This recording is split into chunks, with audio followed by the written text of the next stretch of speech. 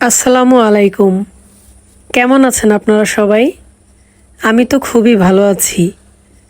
এই সকালবেলা এত সুন্দর ফুলগুলো দেখতে পেয়ে মনটা যেন আনন্দে নেচে উঠল।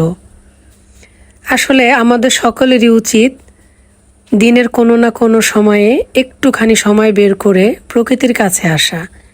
প্রকৃতির কাছে আসলে মনটাও যেমন ভালো হয়ে যায়, তেমনি সারাদিনের কাজেও একটা উৎসাহ পাওয়া যায়। তো কথা বলতে বলতে রান্নাঘরে চলে আসলাম। আজ আপনাদের সাথে শেয়ার করব কাঁঠালের বিচির ভর্তা। বিচির গায়ে যে লাল পাতলা খোসাটা থাকে সেটা পাটায় ঘষে নিয়ে তারপর এটাকে সিদ্ধ করতে বসিয়ে দিয়েছি। এদিকে একটি ফ্রাইং প্যানে মোটা ফালি করে কাটা কিছু পেঁয়াজ, সাথে কিছু আস্ত রসুন, কিছু আস্ত কাঁচামরিচ লাল করে ভেজে নিচ্ছি।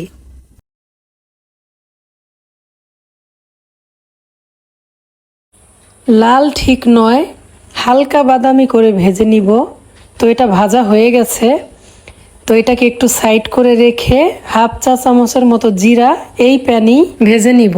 তো ভাজা হয়ে গেলে চুলা থেকে নামিয়ে নিয়েছি। প্রথমে শিলপাটাতে ভাজা জিরাটা বেটে নিব।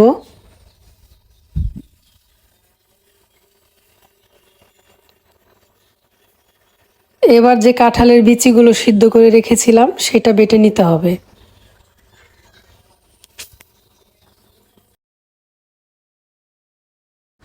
তো কাঁঠালের বিচিগুলো বাটা হয়ে গেছে। এবার এটাকে একটা বাটিতে তুলে রেখে এই পাটাতেই আমি যে পেঁয়াজ রসুন কাঁচামরিচ ভেজে রেখেছিলাম সেইটা বেটে নিব। তো এই পেঁয়াজ রসুনের সাথে স্বাদ মতো লবণ অ্যাড করে দিচ্ছি। কাঁঠালের বিচি বাটার পর এটা কিন্তু ঝরঝরে হয়ে গেছে, অনেকটা পাউডারের মতো। তো এটাকে নরম বা আঠালো করবে কিন্তু এই পেঁয়াজ রসুন মরিচের পেস্টটি। তাই কাঁঠালের বিচির এই ভর্তায় এই পেস্টটি পর্যাপ্ত পরিমাণে দিতে হবে, নয়তোবা ভর্তা অত আঠালো বা নরম হবে না, আর খেতেও অতটা ভালো লাগবে না।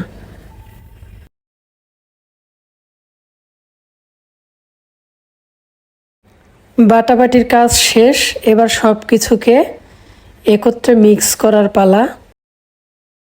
একটি বাটিতে 1 চা চামচ পরিমাণ চিলি ফ্লেক্স নিয়েছি। এবার পরিমাণ মতো সরিষার তেল দিয়ে চিলি ফ্লেক্সটাকে একটু মাখিয়ে নিচ্ছি।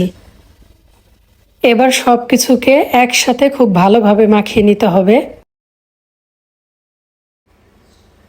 কাঁঠালের বিচির এই ভর্তাটি খেতে কিন্তু দারুণ হয়। আপনারা অবশ্যই একবার আমার মতো করে ট্রাই করবেন। তো মাখানো শেষ। এবার ধনেপাতা অ্যাড করব। তো আমি বাটির এক পাশে ধনেপাতা নিয়েছি কুচি করে, আর ধনেপাতার মধ্যে সামান্য লবণ দিয়ে এবার এটাকে হালকাভাবে চটকে তারপর ভর্তার সাথে মিশিয়ে দিব।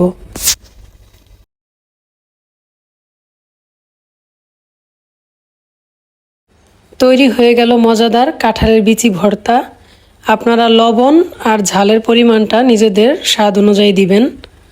ভর্তা বাঙালি ঐতিহ্যের বা বলতে পারি বাঙালি খাবার দাবারের একটি অপরিহার্য অংশ। এমন কোনো বাঙালি বোধহয় খুঁজে পাওয়া যাবে না যে কিনা ভর্তা খেতে পছন্দ করে না। তো গ্রানিজ অথেন্টিক ফুড চ্যানেলের পক্ষ থেকে আমরা চেষ্টা করব মাঝে মাঝেই বিভিন্ন ধরনের ভর্তা রেসিপি শেয়ার করতে। তো আমাদের রেসিপিগুলো যদি আপনাদের সামান্য পরিমাণ কাজে লাগে তবেই আমাদের পরিশ্রম সার্থক হবে। রেসিপিটি ভালো লাগলে একটি লাইক দিতে ভুলবেন না, আর আমার চ্যানেলটিকে সাবস্ক্রাইব করে দিবেন। Thank you so much for watching my video.